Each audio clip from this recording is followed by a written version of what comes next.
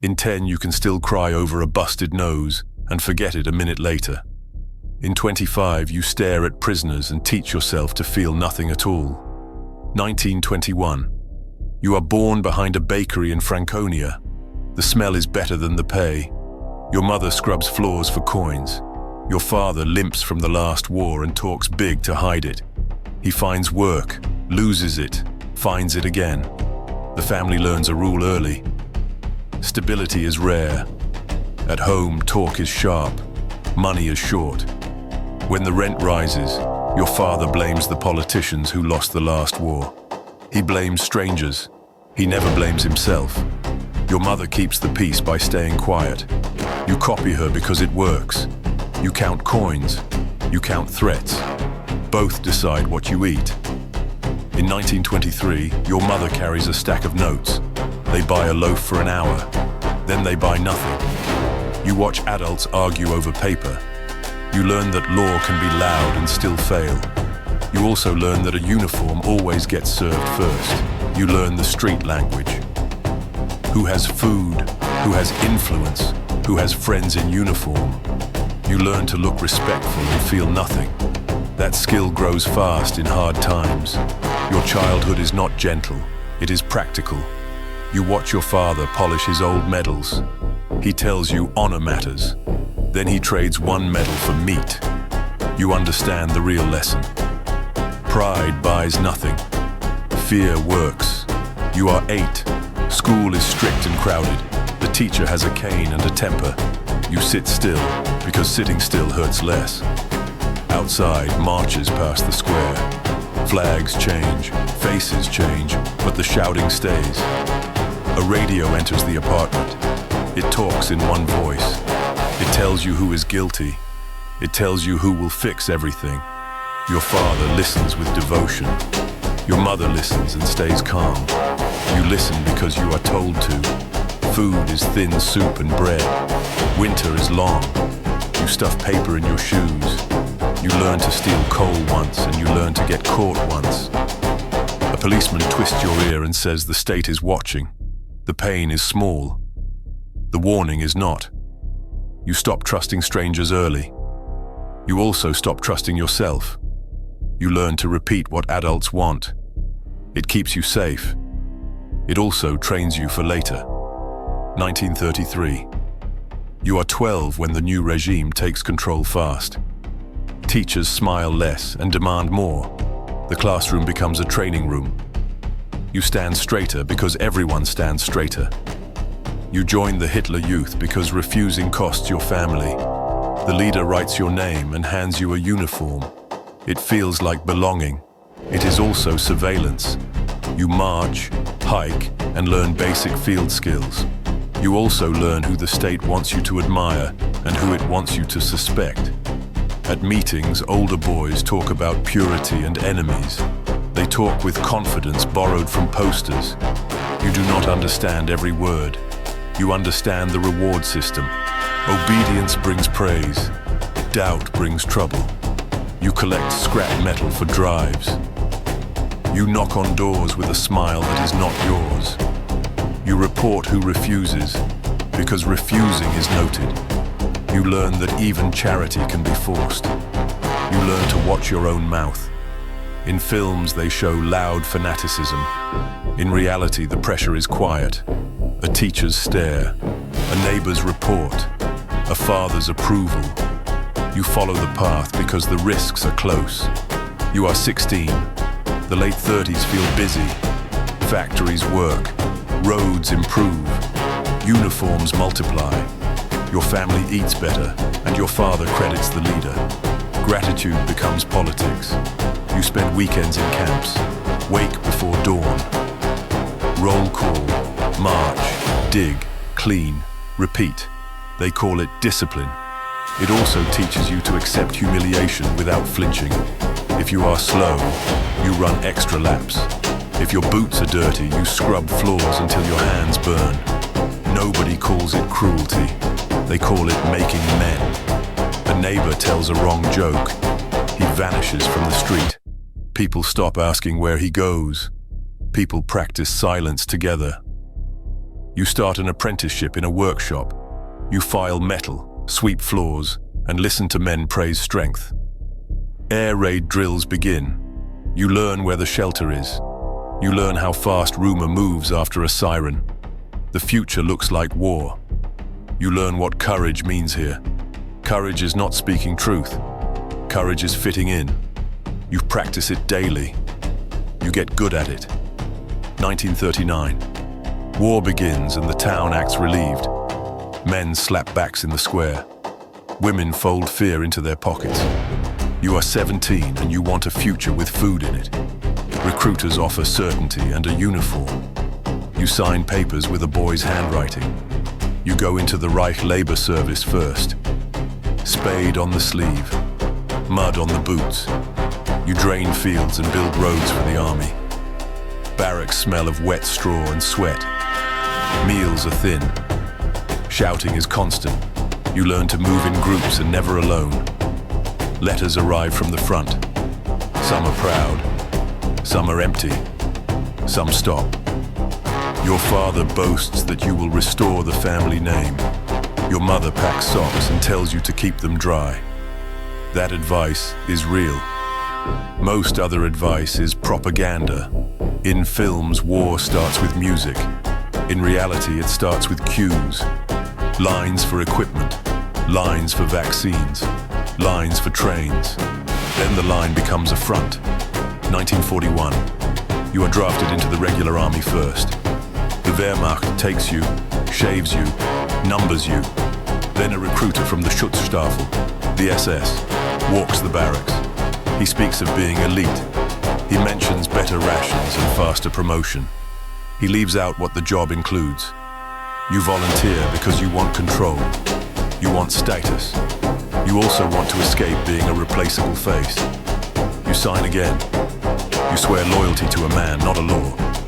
The words feel wrong, and you swallow them because everyone is watching. Training is repetition and fear.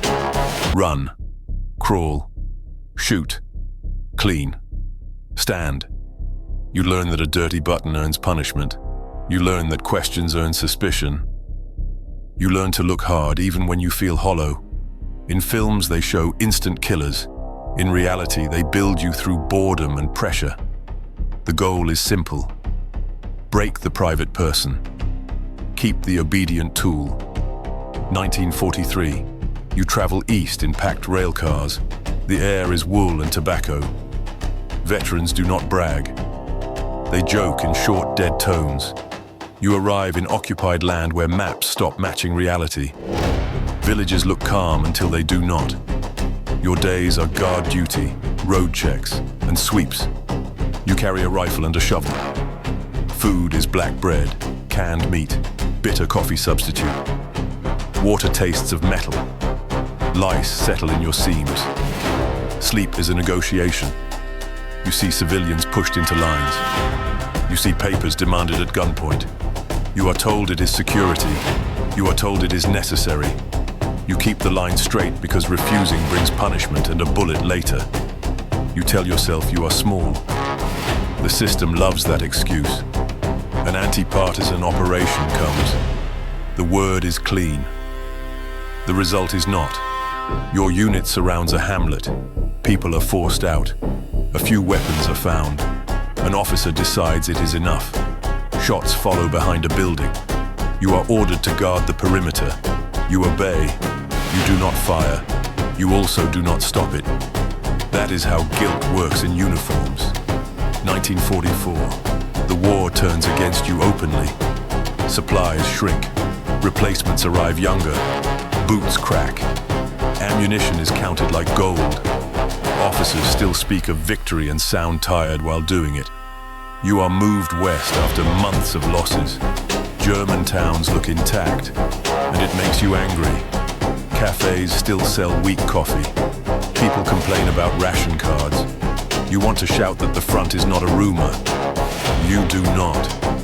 Your uniform already says enough. You train new boys. Some are 16. Their voices break at roll call. You teach them to clean weapons and hide fear. You do not teach them what you helped enable in the East. Silence is part of the curriculum. Allied bombs hit cities. Sirens cut the night. Families sleep in basements. You receive a letter from your mother about hunger and cold. You read it twice and feel your chest tighten. You still report for duty. You still follow orders. Habit is stronger than thought. In films, they show unwavering loyalty. In reality, loyalty becomes routine, and routine becomes a trap. 1945. The front collapses into fragments. Orders arrive late and contradict each other. Commanders talk about holding lines that no longer exist. You march through ruins and see refugees on roads. Old men, women, children. They look at your SS markings and do not look away. Their faces show judgment.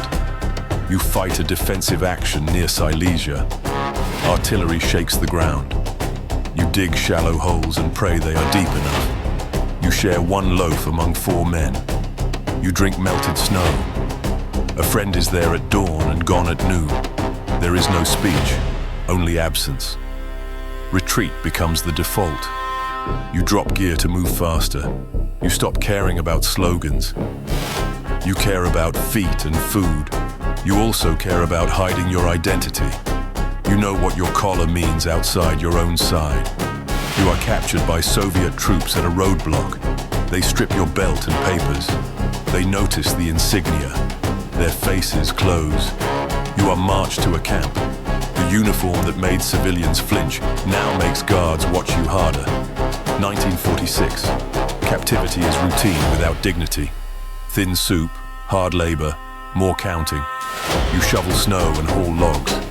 Guards speak little. Winter makes everything slower. Interrogations begin.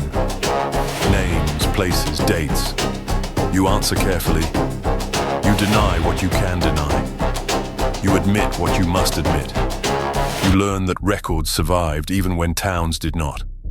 You hear that witnesses from a village remember your unit. You feel heat in your neck and ice in your stomach. You tell yourself you only guarded the perimeter. You only followed orders. The words sound weaker each time you repeat them. You remember the line of civilians. You remember your still hands. You remember how easy it was to call it duty. You are transferred to a prison in Poland. The cells are damp. The air smells of stone and old smoke. You meet other men from similar units. Some brag, some pray. Bragging sounds childish now. Praying sounds late. You sleep anyway, because your body still obeys biology. In films, they show monsters laughing. In reality, the waiting is quiet. 1947. The trial is a room of tired faces. A judge, a translator, papers stacked high. Witnesses speak about uniforms, trucks, forced lines, and missing relatives. Their voices are steady. Yours is not. You try the old defense. You say you followed orders. The judge says orders do not erase choice. The translator repeats it in your language. The sentence is short and brutal. You have no good answer. You think of your father's pride. You think of your mother's silence.